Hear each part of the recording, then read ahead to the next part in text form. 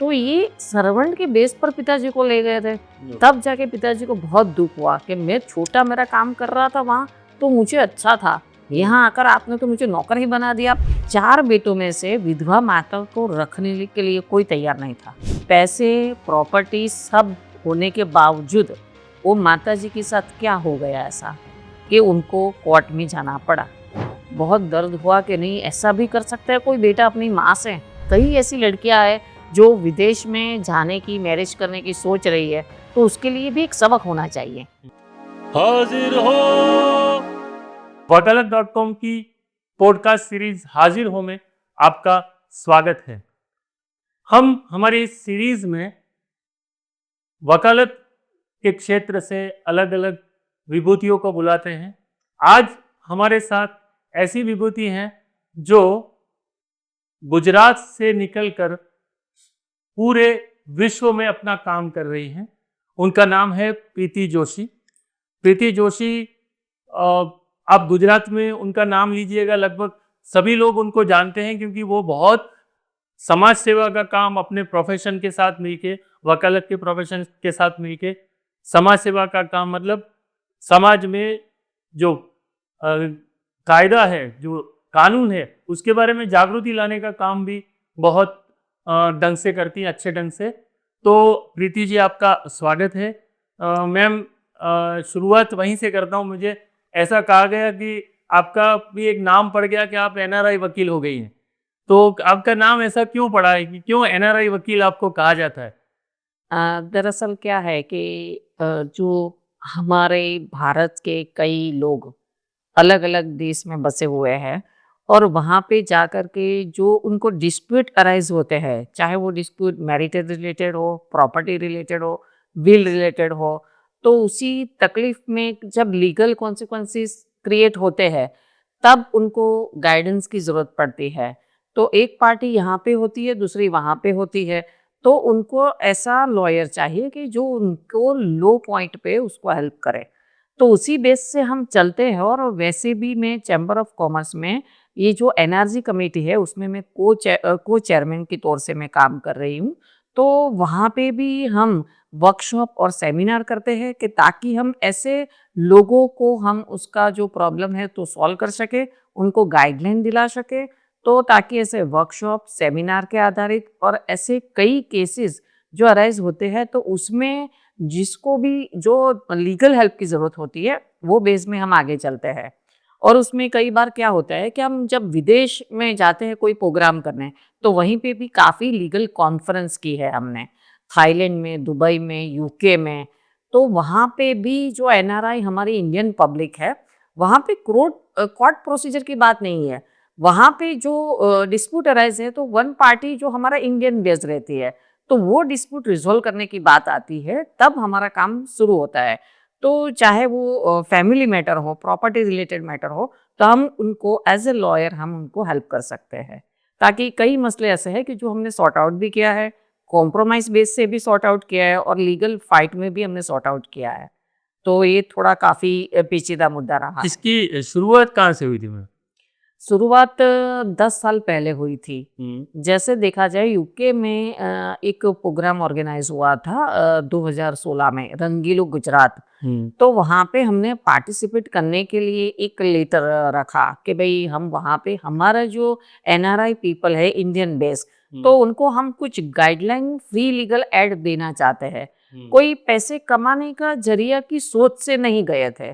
तो हमको लगा कि नहीं, वहाँ पे भी काफ़ी ऐसे मसले हैं कि वहाँ पे इंडियनों को लीगल हेल्प की ज़रूरत है, लेकिन वहाँ पे सॉलिसिटर का खर्च बहुत ज़्यादा रहता है और वो लोग टाइम से पैसे का चार्ज करते हैं। तो हमको लगा और हमने एक प्रपोज़ल दिया उनको कि भाई हम फ्री लीगल एड उनको देंगे और ऐसे जो कुछ भी हेल्प करना पड़ेगा हमारी ओर से, तो हम करने के लिए तैयार है।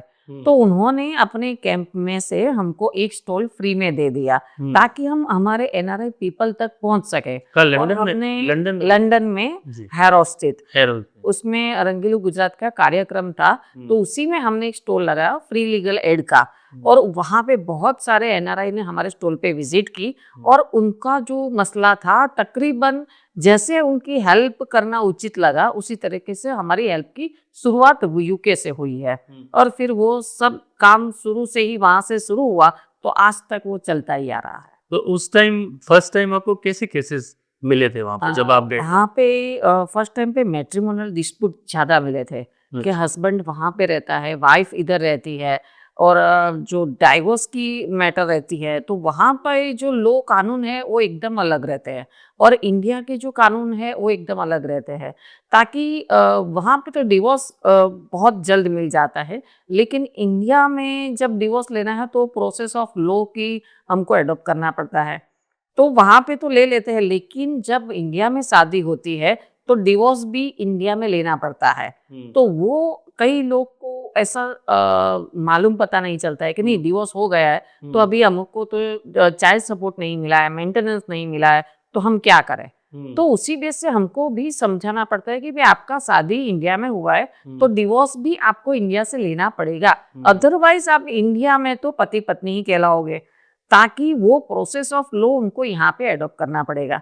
तो ये सब जानकारी भी हम उन लोगों को दिया था, चाइल्ड सपोर्ट की जानकारी दी थी।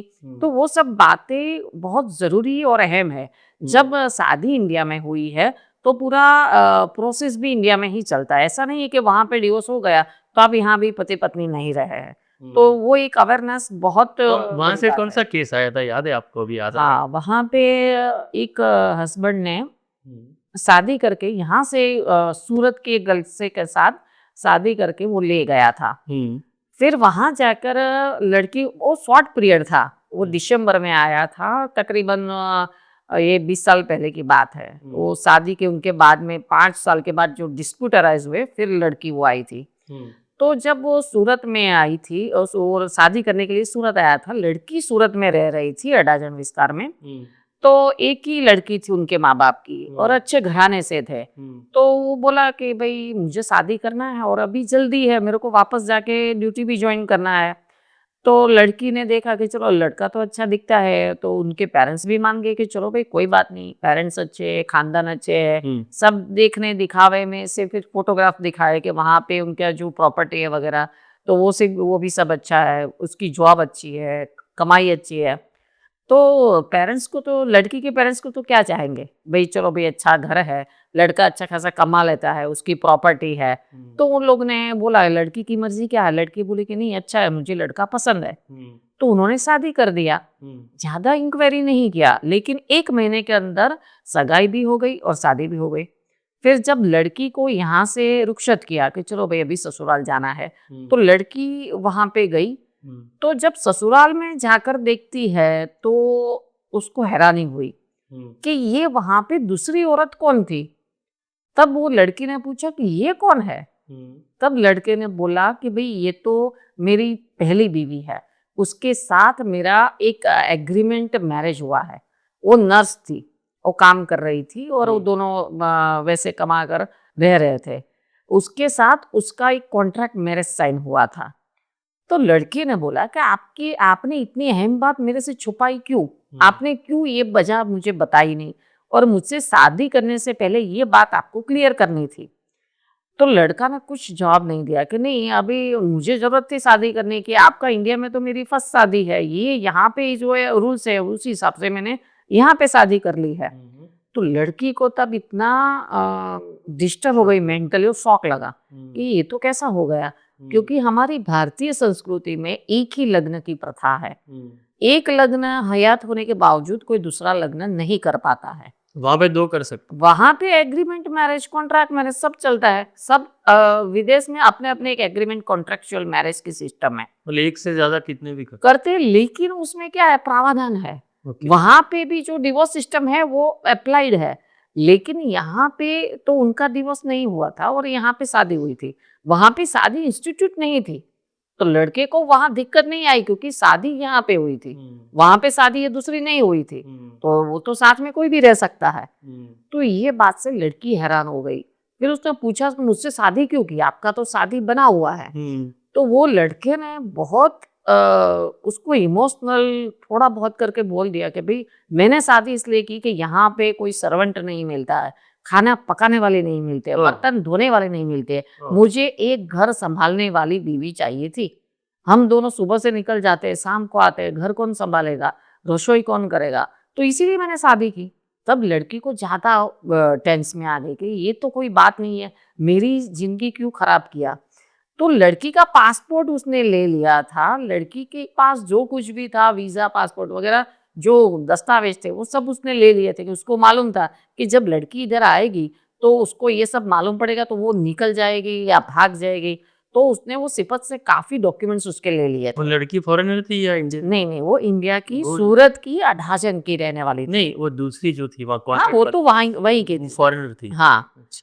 तो फिर वो लड़की अभी फँस गई कि उसको निकलना भी है, लेकिन किसी के साथ कोई कॉन्टैक्ट नहीं, क्योंकि वहाँ पे उनके कोई रिलेटिव्स भी नहीं थे। हुँ। अड़ोस-पड़ोस में तो वहाँ पे कोई सिस्टम ही नहीं है। कौन रहता है बाजू में वो भी पता नहीं चलता है। तो किसी का संपर्क नहीं, कोई एनजीओ का संपर्क नहीं, कुछ नहीं है। लड़की बिल्कुल अनअवेयर थी कि यहाँ पे क्या किसको संपर्क करे। हुँ। तो काफ़ी दिनों से उसके मायके से फ़ोन आ रहा था, लड़की का फ़ोन तो ले लिया था उसका हस्बैंड ने, तो हुँ। अभी कॉन्टैक्ट भी नहीं हो पा रहे थे। फिर काफ़ी टाइम के बाद 1 महीने के बाद उसने लड़की के पिताजी ने फ़ोन किया उसके जमाई को कि भई मेरी बेटी से बात नहीं हो रही है, कहाँ है? हुँ। लेकिन नहीं वो तो अभी सो गई है, ऐसे करके थोड़े बहुत उन्होंने दिन-प्रतिदिन थोड़े हुँ। दिन डिले कर दिए कि हुँ। जितनी लेट बात हो तो अच्छा है। ऐसे करके फिर एक बार वो लड़का जब जॉब पे चला गया तो एक फ़ोन उसका रह गया था। तब भी लड़की ने बहुत सिफ़त से फटाफट से वो फ़ोन लेकर के उसके पिताजी को फ़ोन कर देती है कि मेरे साथ ऐसा-ऐसा बना है हुँ। और ऐसी वाक़या हो गया है, तो आप मुझे यहाँ से निकालो। फिर उनके पिताजी को टेंशन आ गया, ये तो क्या बात हो गई? फिर लड़की ने वापस वो कॉल डिलीट करके वो फ़ोन जहाँ पे था वहाँ रख दिया। फिर उनके पिताजी ने उनके मामा को कहीं से भी जा करके भेजा कि आप जाओ, वो लड़की अकेली पड़ गई है, वो कहाँ से जैसे करके आप निकालो। तो उसके मामा भी चाहते वो सब प्रोसेस करते, उसमें भी उनको 15-20 दिन लग जाते हैं। लेकिन ये लोग क्या करते थे, पति-पत्नी दोनों जो पहली बीवी उसकी थी, दोनों जॉब करते थे तो जाते थे लेकिन घर में ताला लगा कर जाते थे। सिर्फ़ किचन खुला रखते थे, उनका रूम लॉक करते थे, बाहर से मेन एंट्री लॉक कर देते थे ताकि ये कहीं पे जा ना सके। उसको काम देकर जाते थे कि आपको दिन भर में ये करने का, वो करने का, सफाई करने का, खाना पकाने का। लेकिन खाना भी लिमिटेड, हुँ। आपको एक ही थाली में परोस कर वो लोग ढक के जाते हैं कि आपको इतना खाना है। तो ये सब करके जाते थे ताकि वो लड़की जब शादी हुई थी तब उसका वेट बहुत अच्छा था। लेकिन बाद में उसका शादी के 2 महीने के बाद में उसका वेट 10 किलो घट गया हुँ। और इतनी हो गई कि जैसे पोषण युक्त आहार के बिना आदमी कैसा हो जाता है एकदम सिंगल, ऐसी हो गई और टीबी के असर दिखने लगी।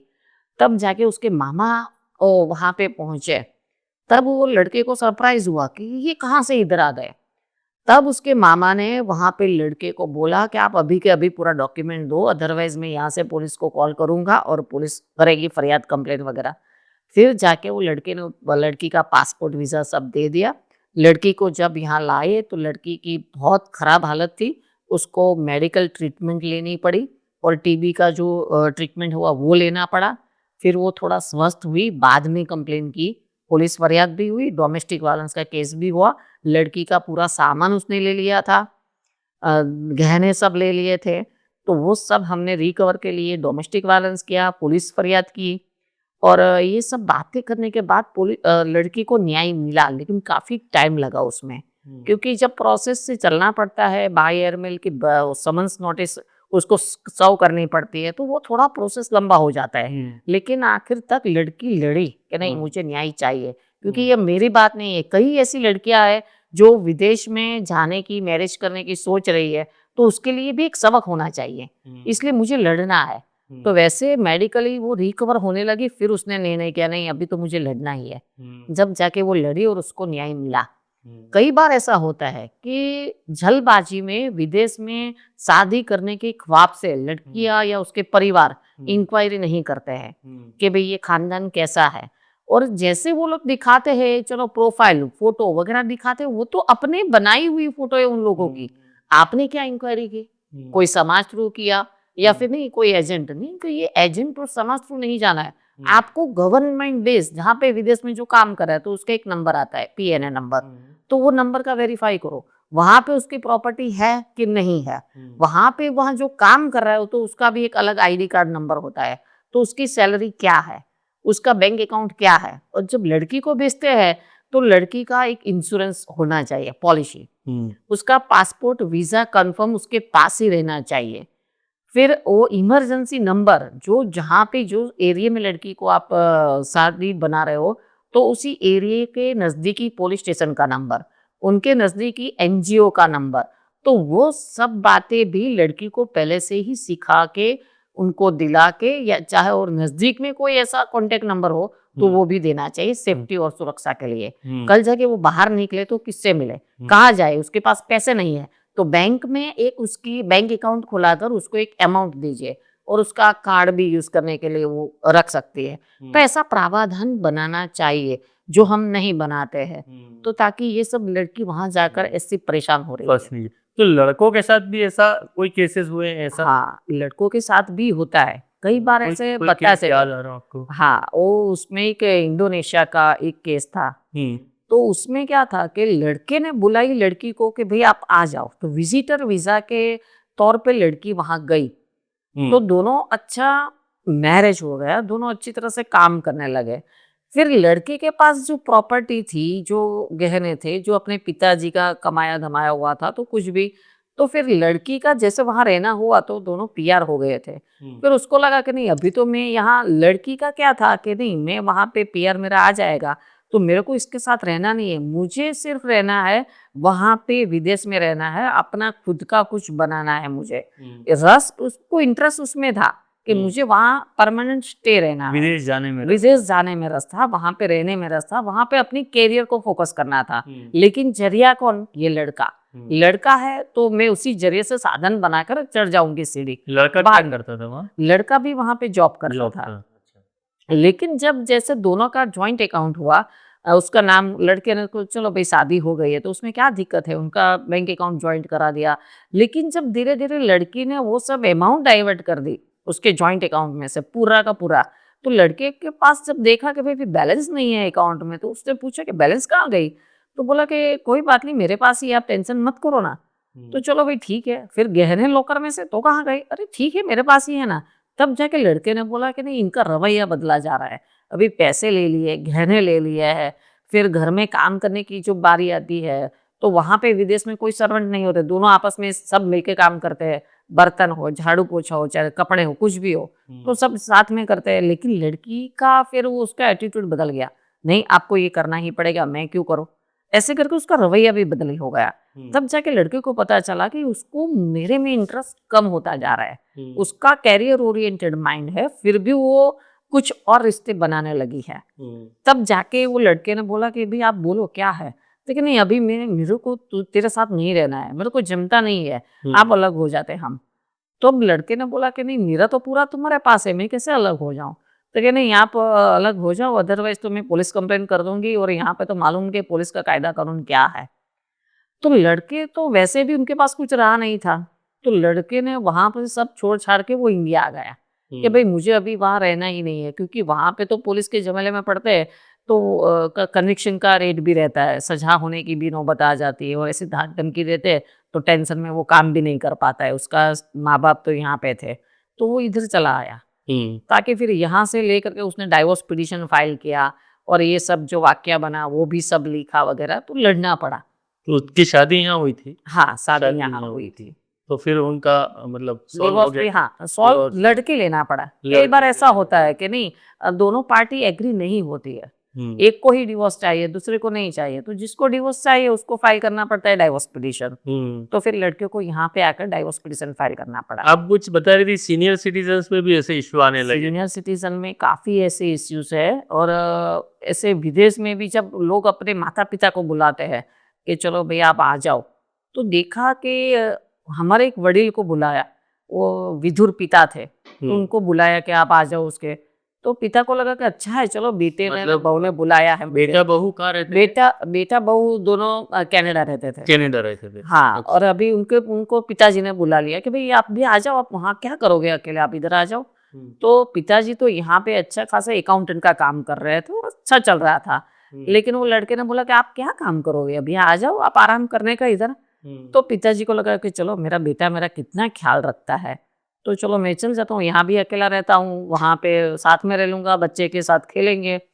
तो जब पिताजी यहाँ सब छोड़ छाड़ के वाइंड अप करके वहां पे चले जाते हैं, तब देखा कि वहां पे पिताजी को क्यों बुलाया था, आराम करने के लिए नहीं बुलाया था।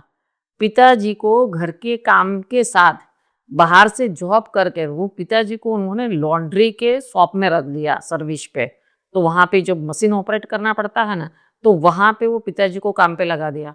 और उसकी कमाई भी वो लड़के और बहू दोनों ले लेते थे, और बाकी का घर का काम भी करवाते थे। और छोटे छोटे जो बच्चे दो थे, तो बच्चे को भी संभालना पड़ता था। तो ये सर्वेंट के बेस पर पिताजी को ले गए थे। तब जाके पिताजी को बहुत दुख हुआ कि मैं छोटा मेरा काम कर रहा था वहां, तो मुझे अच्छा था, यहाँ आकर आपने तो मुझे नौकर ही बना दिया पिता की हैसियत के बिना। तो ये बात थी, तो बहुत उनको हर्ट हुआ। जैसे तैसे करके वो वापस इंडिया आ गए। फिर उनके बहू बेटे के साथ कोई ताल्लुकात भी नहीं करने लगे, सब रिश्ते नाते उन्होंने छोड़ दिया। तो ऐसा भी होता है सीनियर सिटीजन के साथ, विदेश में नहीं, यहाँ सूरत में भी ऐसे कई सीनियर सिटीजन है कि जहाँ पे ऐसे परिस्थितियां क्रिएट होती है। जब तक सास का हाथ चलता है, मतलब जब तक सास शारीरिक सक्षम है, साग सुधार देती है, लोट बूंद देती है, थोड़ा बहुत घर का काम कर लेती है, तब तक सास अच्छी लगती है बहू को। लेकिन जब सास काम करना बंद कर देती है, कैसे भाई, उसको शारीरिक अशक्ति लगती है, काम नहीं कर सकती है, दूध लेने नहीं जा पाती है, सब्जी नहीं काटी सकती है, तब बहू को सास थोड़ी डिस्टर्ब करने लगती है। उसको लगता है कि नहीं, ये सास तो मुझे कुछ काम की नहीं है, अभी मैं रख के क्या करूं।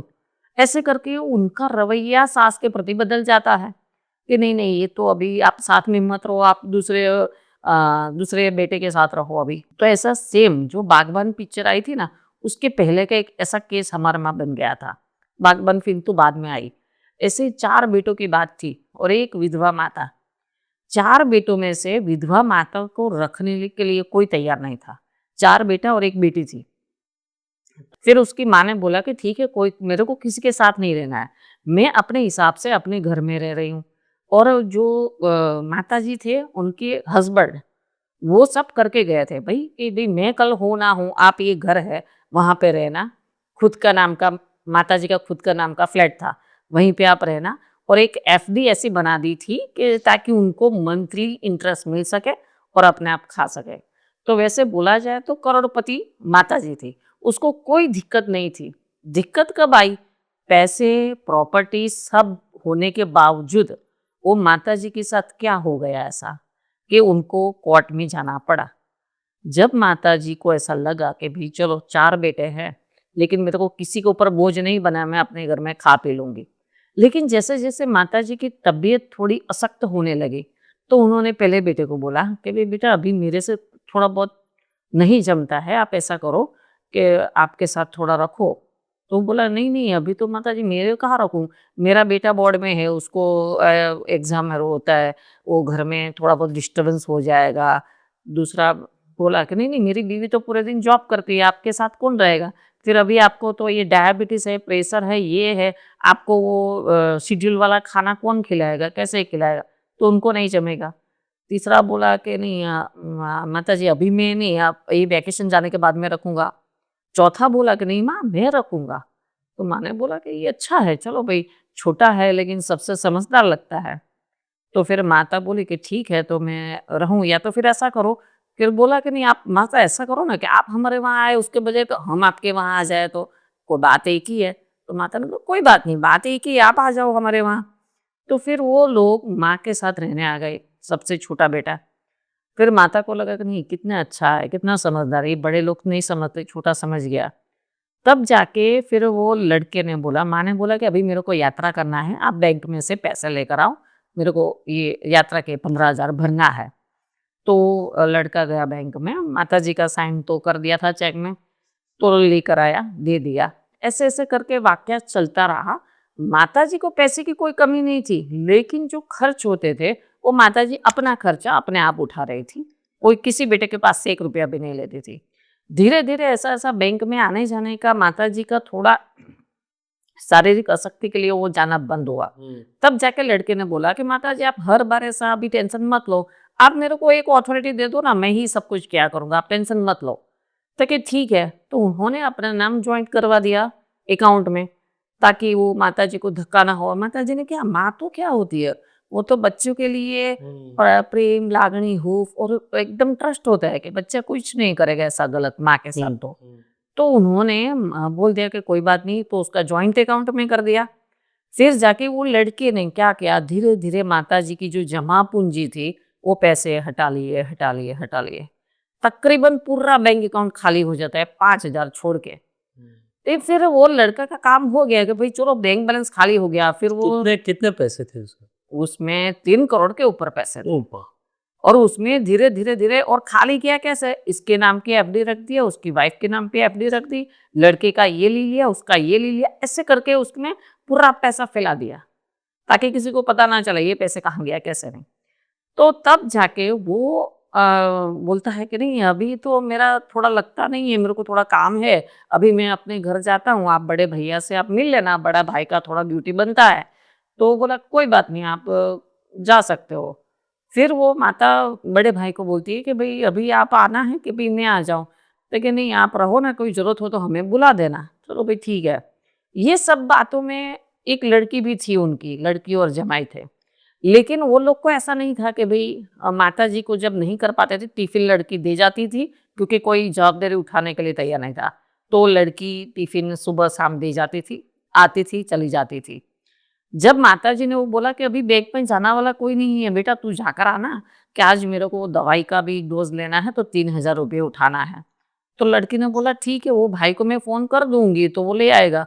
उसने भाई को फ़ोन किया, भाई ये आप जॉइंट अकाउंट है ना, तो आप लेकर आओ ना, माँ को 3,000 की ज़रूरत है। तो वो बोला कि नहीं, एक काम करो ना, तू फ्री है तो तू जाकर आओ ना, मैं तो अभी बिज़ी हूँ। तो फिर लड़की को ऐसा नहीं लगा, ठीक है चलो भई मैं लेकर आती हूँ आज, मेरे को काम है तो कोई बात नहीं। तो लड़की जब बैंक में जाती है तो देखती है बैंक बैलेंस, पासबुक में एंट्री है सब। तो देखती है तो उसमें तो पैसे भी नहीं है। जो 5,000 थे उसमें 3,000, अभी 2,000 बचे हैं। फिर वो बोली कि आखिर मैं कैसे बताऊँ माँ को, कितना उसको आघात लगेगा कि भई ये कैसे हो गया। फिर वो जाकर के माँ को बताती कि माँ ले तेरा 3,000, अभी तुम्हारा बैलेंस 2,000 ही है। तब माँ को इतना टेंशन आ गया कि इतने पैसे गए कहाँ? अभी मैं पूरी ज़िंदगी ऐसे बीमारी में पैसे का खर्च कैसे मैं निकालूँगी? कहीं पे आना-जाना होगा तो मैं कैसे करूँगी? अभी ये लड़का का वो करना है, जो सोशल व्यवहार करने होते हैं मैं कैसे करूँगी? तो ये सब टेंशन में आ गई। फिर उसको लगा कि नहीं कुछ ना कुछ तो गड़बड़ है। फिर वो पासबुक में एंट्री देखी और उसका नाम जो छोटे बेटे का चढ़ रहा था वो सब देखा। वो लड़की ने सब बताया कि देखो इतने तारीख में इतने-इतने पैसे उठा लिए। तब माँ को बहुत दुःख हुआ, बहुत दर्द हुआ कि नहीं ऐसा भी कर सकता है कोई बेटा अपनी माँ से। तब जाके वो माँ बाहर आई कि नहीं मुझे उसके ऊपर केस करना है। उसके ऊपर नहीं, 4 बेटों पे केस करना है। तब हमने चारों 4 बेटे पे केस किया डोमेस्टिक वायलेंस का। क्योंकि डोमेस्टिक वायलेंस मतलब इसमें फिजिकली अब्यूज़ नहीं, मेंटली, फिजिकली, फाइनेंशियली, ओरली, तो वो सब डोमेस्टिक वायलेंस में आ जाता है। क्या आप माँ की लागनी के खिलवाड़ करते हो, उसके प्रेम, तो उसके पैसे ले लेते हो, उसकी सम्मति और सही के बिना, उसको पूछे बिना, उसके साथ आप उपेक्षित वर्तन करते हो, उसको केयर और देखरेख की ज़रूरत पड़ती है, तब आप नहीं करते हो। तो ये सब उसमें आ जाता है। तो चारों के खिलाफ जब हमने केस किया, माँ तो नहीं चाहती थी, लेकिन बोला कि नहीं, ये मेरी बात नहीं है, लेकिन मैं अभी इन फ्यूचर में मुझे ज़्यादा जीना पड़ा, दवाई में ज़्यादा खर्च हुए, तो ये तो गलत बात है। तब जाके उसने स्ट्रॉन्ग बनकर नहीं मुझे केस करना ही है, तभी माँ ने केस किया। और जब चारों बेटों के खिलाफ वो आया रिजल्ट, पेपर में भी आ गया, तब जाके समाज में उनका जो हालत हुआ कि नहीं, नहीं, ये कैसे आ गया इसमें? तो नहीं, नहीं माँ अभी हम ऐसा नहीं करोगे, आप ये आगे मत चलाओ, केस मत करो, अभी जो है वो हम समझ लेंगे, बैठ के समझ लेंगे। ऐसा करके वो लोग आकर माँ को वापस समझाने लगे कि नहीं, नहीं अभी ऐसा दूसरी बार नहीं होगा। तब माँ का दिल है कि बोला क तो फिर आप मुझे जो पैसे लिए वो सब बाद में रख दो आप, कि कैसे किया मैनेज, क्या किया, कहाँ पे दिया तो वो सब रख दो। फिर सब मिलके वो सब सेटल करते हैं और बोले कि ठीक है, अभी लेकिन हमने एक एग्रीमेंट कर दिया कि अभी माँ का एक भी रुपया आपको लेना नहीं है। जो कुछ भी है फिर माँ की जो ज़िम्मेवारी है वो आपको निभानी पड़ेगी। तो ऐसा एग्रीमेंट किया, फिर वो उसमें वाइंड अप किया, कॉम्प्रोमाइज़ बेस पे। फिर भी माँ चाहती थी नहीं, मेरे बेटे का नाम समाज में खराब ना हो। क्यों? क्योंकि उसके भी बेटे मैरिज रिलेटेड एज हो गई है, कोई उससे शादी नहीं करेगा कि ये ऐसा कर रहा है उसकी माँ के साथ। तो ये सब बातें होती है सीनियर सिटीजन के साथ। आज किसी को भी नहीं संयुक्त परिवार में नहीं रहना है। क्यों भाई? नहीं, बुजुर्ग है, उसका काम करना पड़ता है। तो ये सारी दिक्कत अभी आज भी है। और ये सीनियर सिटीजन का केस हमारा जो ट्रिब्यूनल है, सीनियर सिटीजन ट्रिब्यूनल कलेक्टर के अंतर्गत आता है, वहां पे आज भी केस चलते हैं। तो मैम, ऐसे वकालत का व्यवसाय ऐसा कहा जाता है कि इसमें के इमोशंस नहीं आते हैं, लेकिन आप जितनी भी बात की है आपने, आप बात करते करते भी इतनी इमोशनल हो जाती हैं। तो आपका क्या मानना है, मतलब क्या ये जैसे ड्राई आर्ग्यूमेंट्स हैं, कोर्ट में आर्ग्यूमेंट्स हैं, या ऐसा अटैचमेंट क्या सही है आपके हिसाब से? अटैचमेंट तो होना ही चाहिए, चाहे कोई भी व्यवसाय हो, जॉब हो, बिजनेस हो, उसके रिलेटेड जिस व्यक्ति जिसमें हो, तो उसमें उसका अटैचमेंट होना जरूरी है। संवेदना के साथ किया हुआ कार्य आपको अच्छी प्रगति भी देता है और जॉब सेटिस्फेक्शन मिलता है। कि अगर कोई शिक्षक है वो अच्छा बढ़िया पढ़ाता है, तो बच्चे को बाहर ट्यूशन जाने की नौबत ही नहीं आती है। तो वो अपना काम बहुत ऑनेस्टली करता है, तो एक बहुत बढ़िया कर्म उसके अकाउंट में लग जाता है। तो ऐसा ये वकालत भी एक उम्दा प्रोफेशनल है। तो वहाँ पे भी हमारे यहाँ जो कोई भी आता है, तो हम उसके साथ संवेदनशीलता के साथ जुड़ जाते हैं। उनकी जो प्रॉब्लम है वो हमारी ही प्रॉब्लम है, ऐसा उनको हम महसूस कराते हैं। ऐसा नहीं कि नहीं, एक आप क्लाइंट हो और हम वकील है, चलो भाई आपकी बात सुन ली, हो गया। नहीं, उनकी बात, उनका दुख, उनका दर्द समझने की कोशिश करते हैं कि ऐसा क्यों हुआ है, और उनके साथ जो घटना घटी है उसको हम न्याय कैसे दिला सकते हैं। तो वो बेस से हम चलते हैं। नहीं, उसके साथ उसकी जो लागनी है, जो उसकी उसको जो हर्ट हुआ है, जो बाबत, छोटी छोटी जो बाबत बाबत होती है, उसको जो हर्ट होता है, वो हम पकड़ते हैं ताकि हम उसको न्याय दिला सके। ऐसा नहीं है कि जो गलत है, जो सही है, उसको गलत लगाकर हम आगे चलें। नहीं, सही को सही तरीके से हमको पेश करना है। तो ये पर्सनल हो जाना नहीं है कि नहीं, केस के अंदर आप पर्सनल इन्वॉल्व हो गए? नहीं, पर्सनल इन्वॉल्व तो पक्षकार के साथ होना ही पड़ता है। उनकी जो हकीकत तो ही वो फैक्ट हमको बताएगा। क्योंकि अगर कोई भी हिडन रहेगा, कोई भी बाबत जो अनसुनी रहेगी, अनकही रहेगी, तो हम उसको न्याय नहीं दिला पाएंगे। तो उनके साथ तो हमारा एक संवेदनात्मक रिलेशन बनना जरूरी है, ताकि उनकी स्टोरी को हम आगे चला सके, न्याय दिला सके, ऐसे हम सक्षम बना सके। लेकिन अंगत कैसे, मतलब में कोई भी स्टोरी होती है, वो कोर्ट और ऑफिस तक सीमित रहनी चाहिए। फिर उसको हमको पर्सनली ले करके अगर सामने वाले को, या फिर कोर्ट रूम में या कोर्ट रूम के बाहर, तो वो नहीं आना चाहिए। वो अंगत माना जाता है। हमको हमारा किरदार वही स्टोरी तक सीमित रखना है। उसको हमको बाहर बढ़ावा नहीं देना है, कोर्ट रूम के बाहर बढ़ावा नहीं देना है, ऑफिस के बाहर बढ़ावा नहीं देना है। हमको जो है वो सीमित, हमारा रोल जो है वहीं तक रखना है। तो ये बहुत अहम बात है। आपने जब शुरुआत की वकालत की, तो क्या आप ये इमेजिन कर रही थी कि आप इस लेवल पे पहुंचेंगी और इतना ग्लोबल लेवल पे काम करेंगी? नहीं, सच में मैं कहूँ तो मुझे बिल्कुल भी ऐसा नहीं था उसी टाइम पे। क्योंकि अभी मेरी वकालत में 32 इयर्स 32 हुए साल हैं, में, जी 32 साल हो गए हैं। जी। जब मैं वकालत में आई तो मेरा कोई ऐसा बैकिंग नहीं था। वकालत में क्या होता है, किसी का हस्बैंड होता है, किसी का पिताजी होते हैं, किसी का चाचा होता है, किसी का भाई होता है, किसी का, तो मतलब में ऐसे कोई ना कोई रिलेटिव होता है, तो उसका एक अच्छा बैकिंग मिलता है। लेकिन मेरे पास पीछे तो कोई बैकिंग ही नहीं था। मेरे को खुद को चलना था, अपनी राह खुद बनानी थी। तो उसी बेस से थोड़ी शुरुआत की। शुरू में तो ऐसे फैमिली से, पढ़ाई भी सूरत से ही है। लेकिन धीरे धीरे से शुरुआत की कि नहीं, कई बार ऐसे फैमिली में से ऐसे आता है कि नहीं, आप अकेले कैसे जूझ पाओगे। क्योंकि वकालत ऐसा है कि उसमें हर एक प्रकार के पर्सन आपको मिलते हैं। कभी कोई ऐसा है तो भाई ड्रिंकर्स भी मिलता है, मर्डरर भी मिलते हैं, कोई ऐसे मेंटली डिस्टर्ब लोग मिलते हैं।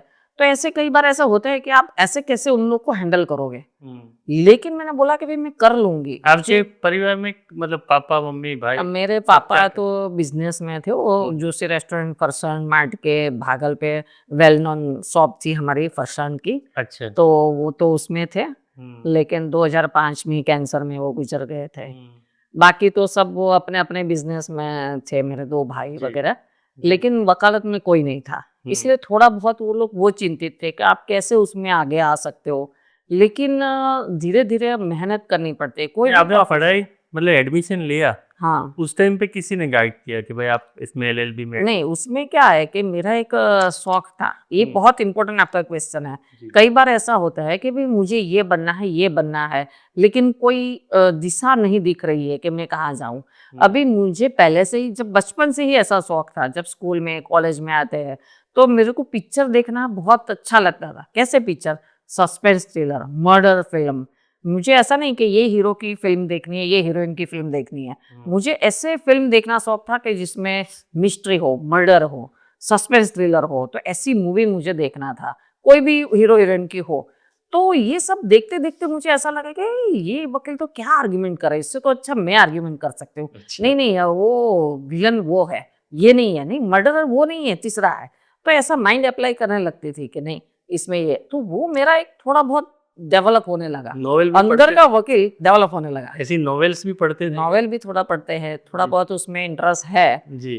तो यूके में हम गए थे, तो एक जासूस है, तो बहुत बढ़िया उसका वो मकान भी है, लेकिन उसका व्यक्तित्व ऐसा, वो ऐसा नहीं है, लेकिन स्टोरी ऐसे क्रिएट करता है कि जैसा उसने कुछ बनाया है, कुछ एक किया है। तो वो भी हमने विजिट किया था पूरा। हम्म।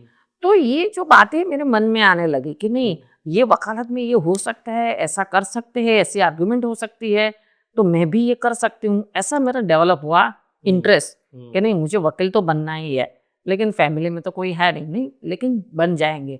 तो ऐसे करके करके फिर हमारा सर्कल में, फ्रेंड सर्कल में भी कोई लॉ में जाने वाला कम थे। कोई इधर गए, कोई इधर गए, कोई सर्विस बना दिया। आपने बीकॉम किया, बीए किया? बीकॉम बीकॉम बीकॉम किया, फिर एलएलबी किया, फिर एलएलएम किया, फिर वापस से अभी एलएलएम किया, और अभी पीएचडी की तैयारी कर रहे हैं। अरे वाह। तो ये पढ़ाई का मेरा एक जुनून है, एक शौक है कि भाई नहीं पढ़ना ही चाहिए। जी। और कोरोना में जब टाइम था तो उसमें टेम्पल मैनेजमेंट भी किया, ज्योतिष शास्त्र का भी किया, वास्तु शास्त्र का भी किया, और अभी योग का भी एग्जाम दिया। अच्छा। तो एक मेरा शौक है कि नहीं जितना हम अचीव कर सकते हैं टाइम में उतना करना चाहिए, अपने खुद के लिए, दूसरों तो के लिए, एलएलबी family में के पढ़े उस टाइम पे, पढ़ाई करके फिर लिए। सीधा? पढ़ाई करके सीधा कोर्ट में तो शुरू कर दिया, लेकिन तब नया नया था, कहाँ जाए, किसे मिले, कोई गाइडलाइन कहीं से भी नहीं मिलता था। किसने मदद की आपको उस टाइम? थोड़ा बहुत अपने हिसाब से थोड़े थोड़े चले कि भाई चलो चलना तो है ही, लेकिन थोड़ा बहुत जैसे जैसे आगे आगे बढ़ते गए, तब वहाँ पे हमारे कोर्ट में जिला कानूनी सेवा सत्ता मंडल ऐसे संस्था है जो डिस्ट्रिक्ट कोर्ट के अंतर्गत आती है। वो संस्था नए नए जो वकील रहते हैं, 5 साल के अनुभव वाले, 3 साल के अनुभव वाले, उनके लिए फ्री लीगल एड की एक पैनल बनती है वकीलों की। तो वहाँ पे मैंने अप्लाई किया कि चलो भाई मुझे भी वकील की पैनल में रहना है। तो वो पैनल में उन लोग ने मुझे सिलेक्ट किया, तो उसमें पैनल में आ गए, तो उनका नॉमिनल भत्ता मिलता है। उसी टाइम पे हमको 150 150 रुपया मिलते थे पर केस। पर केस? पर केस कौन से 150 रुपया साल की मिलते बात? थे, 1990 95 96। अच्छा। तो 150 रुपये पर केस मिलते थे। मुझे पैसे से ज्यादा मुझे केस मिला, उसका मुझे बहुत खुशी थी कि नहीं चलो मुझे आज केस मिल गया है। तो वो केस मतलब बहुत लिमिटेड मिलते थे, 4 या 5। तो उसके पीछे मेहनत करने में बहुत बड़ी टाइम मिलती थी कि चलो ये केस मिले ना तो हमारे पास टाइम भी है। तो टाइम में वो केस को हमको कैसे करना है तैयारी, तो काफी तैयारी की टाइम मिलती थी। तो वो बेस से मुझे आगे बढ़ने की एक तक मिली कि नहीं, उसी वजह से तो मैं कोर्ट में पेश होने लगी, अपनी आर्ग्यूमेंट रखने लगी। पहला केस याद है आपको कौन सा था? फर्स्ट हाँ, टाइम एंटर हुई, क्या हुआ था? पहले केस तो ऐसा था कि जब मैं ये पैनल में नहीं ज्वाइंट हुई थी, उसके पहले मैं एमएससीपी के केस और वर्कमैन कंपनसेशन के लेबर कोर्ट में केस लड़ रही थी। लीवर कोड? लेबर में वर्कमैन कंपनसेशन का। तो अभी एक बुजुर्ग आदमी थे, उनके पास पैसे नहीं थे, और वर्कमैन कंपनसेशन डब्ल्यूसी का केस बोलते हैं, उसमें क्या होता है कि एमएससीपी केस में और ऐसे केस में जो कंपनसेशन लेने का केस होता है, उसमें क्या होता है, वकीलों पहले फी नहीं लेते हैं, उनका जब पैसे मिलते हैं तब तो वो उसमें फीस से लेते हैं। तब वो अंकल थे, बहुत बुजुर्ग और गरीब आदमी थे। तो फिर उन्होंने उनका केस मैंने लिया और जब चला के ख़त्म भी कर दिया था। कई बार काका आते थे, काफ़ी दूर से आते थे, तो कई बार उनको छुट्टी भी दे देते, काका आप बस में चले जाओ, रिक्शा में चले जाओ, ऐसा करके काका को कभी चाय भी पिला देते थे कि भई चलो बुजुर्ग आदमी है करके। फिर जाकर के सब केस निपटारा हो गया, 8-9 महीने में केस निपटारा हो गया, तब वो अंकल को नाम का चेक मिलता है। तो वहाँ पे वो बैंक वाले भी रहते हैं कि भाई उनको चेक देते हैं और कैश भी उन लोग को करके देते हैं, वो आईडी प्रूफ वगैरह। फिर वो काका को चेक भी मिल गया, तो काका ने बोला कि ठीक है, मैं अभी नीचे जाकर के आता हूँ, आप बैठो। मैं तो कोई बात नहीं काका, आप शांति से आओ काम पटा के। तो फिर वो काका गए सो गए, वापस आए ही नहीं। तो मेरी वो पहली फीस काका के पास लेनी थी, वो नहीं आई। लेकिन मुझे वो पहली बार वो केस लड़ने का अवसर मिला। तब मेरी फीस 7,000 मेरे को लेना था। काका को 70,000 मिले थे, मिले थे। तो मेरे को 7,000 लेना था। 7,000 लेने के लिए मैं बहुत एक्साइट थी कि आज मेरी पहली फी आने वाली है, और 7,000 उसी टाइम पे बहुत बड़ी रकम बड़ी रकम। होती थी मेरे लिए तो। तो काका तो आए ही नहीं। तो फिर वो मेरा साथी एडवोकेट थे, बोले कि नहीं नहीं आप जाओ ना, पीछे दौड़ो ना क्या। मैं तो नहीं दौड़ना है, काका को अपनी अमाउंट मिल गई है, ओके। उनको अभी ज्यादा जरूरत होगी पैसे की, मेरे से ज्यादा उनको जरूरत होगी, तो मुझे दौड़ना नहीं है। नहीं, मैंने उनको दिला दिया, ओके, मुझे सेटिस्फेक्शन है कि भाई मैंने उनको अमाउंट दिला दिया और मेरे से ज्यादा उनकी जरूरत मेन है, तो वो खत्म हो गई। तो वो केस मुझे याद है कि नहीं, कि भाई कोई बात नहीं, लेकिन केस मुझे लड़ना आया, मैं सीखी। वो काका ने मुझ पे ट्रस्ट किया, मुझे केस दिया। वरना कोई भी होता कि नहीं, ये नए नए वकील को क्या देना मुझे, तो वो कोई ट्रस्ट नहीं करता। उन्होंने मुझे ट्रस्ट किया, वो मेरे लिए बहुत बड़ी बात है। तो वो एक अच्छी बात है कि नहीं, मुझ पर भी ऐसे वडील ने ट्रस्ट करके केस दिया था। फीस आई नहीं आई वो अलग मैटर है। अभी तो एनआरआई में तो बहुत फीस मिलती होगी। एनआरआई में फीस मिलती है, लेकिन उसमें क्या होता है, कई बार लड़की की ओर से होते हैं, तो जनरली उसमें थोड़ा नेगोशिएशन रहता है। और कई बार तो ऐसे पीड़ित में मोस्ट ऑफली बहनें ज़्यादा रहती है, तो वो दिक्कत आ जाती है। उसमें हमारा कोई ऐसा नहीं होता है, फीस का कोई ऐसा धोरण फिक्स नहीं नहीं होता होता है। है। वो डिपेंड्स कि किस प्रकार का केस लड़ना है, उसमें कितनी मेहनत हमारी जा रही है, कितना टाइम लेंगे, उसी बेस से रहते हैं। अदरवाइज थोड़ा बहुत हम सेवा का गुण तो रखते ही है कि आप वो तो करना है। अवेयरनेस के प्रोग्राम भी पूरे यहाँ हाँ, तो करती हैं और फॉरेन में भी आपने कहीं कहीं किए हैं। हाँ, हमने थाईलैंड में, दुबई में, यूके में ऐसे लीगल अवेयरनेस कॉन्फ्रेंस की है।